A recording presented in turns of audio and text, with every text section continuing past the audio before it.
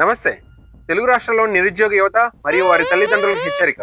Telegram, WhatsApp గ్రూపుల్లో విదేశాల్లో high ప్యాకేజెస్తో ఉద్యోగాలు అంటూ ఆఫర్ లెటర్స్ వస్తున్నాయా? అవి ఫేక్ కాల్ లెటర్స్ అయి ఉండొచ్చు, జాగ్రత్త. ఈ ఫోటో చూడండి. వీరంతా software jobs, call centre jobs, computer operators, high salary packages, విదేశాల్లో ఉద్యోగాలు అంటూ సోషల్ మీడియాలో వచ్చిన ఫేక్ నోటిఫికేషన్స్ నమ్మి చివరికి మయన్మార్లోని మ్యావడి అనే ప్రాంతంలో ఒక సైబర్ క్రైమ్ కాంపౌండ్లో చిక్కుకున్న తెలుగు యువత.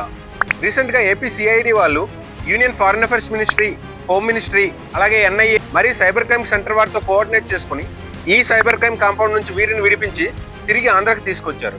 భారతదేశంలో ముఖ్యంగా తెలుగు రాష్ట్రాల్లో బాగా చదువుకున్న నిరుద్యోగులే లక్ష్యంగా కంబోడియా, మయన్మార్, థాయిలాండ్, వియత్నాం వంటి దేశాల్లోని సైబర్ మోసగాళ్ళు రెచ్చిపోతున్నారు. Software jobs, high packages and విదేశాల్లో ఉద్యోగాలు అంటూ చెప్పి ఆన్లైన్లో ఫేక్ ఇంటర్వ్యూస్ నిర్వహించి ఫ్రీగా ఫ్లైట్ టికెట్స్ బుక్ చేసి మరీ వారిని తీసుకెళ్లిపోతున్నారు.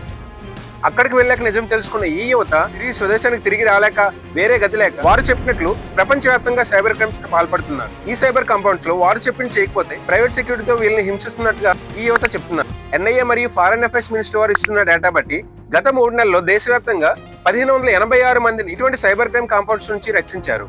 ఇందులో తెలుగు రాష్ట్రాలకు చెందిన 120 మంది యువకులు ఉన్నారు. మన దేశంలో చదువుకు తగ్గట్టుగా ఉద్యోగం రాక చాలా నిరుద్యోగత ఉన్న మాట వాస్తవమే.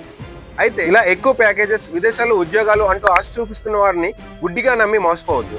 ఇలాంటి సైబర్ క్రైమ్ మాఫియాని అరికట్టడానికి ప్రభుత్వాలు చేస్తున్న ప్రయత్నాలు వాళ్ళు చేస్తున్నారు. అయితే మనం కూడా అలర్ట్ గా ఉండాలి. ఇలాంటి మరిన్ని ఇన్ఫర్మేటివ్ వీడియోస్ కోసం ప్లీజ్ సబ్స్క్రైబ్ ద ఛానల్.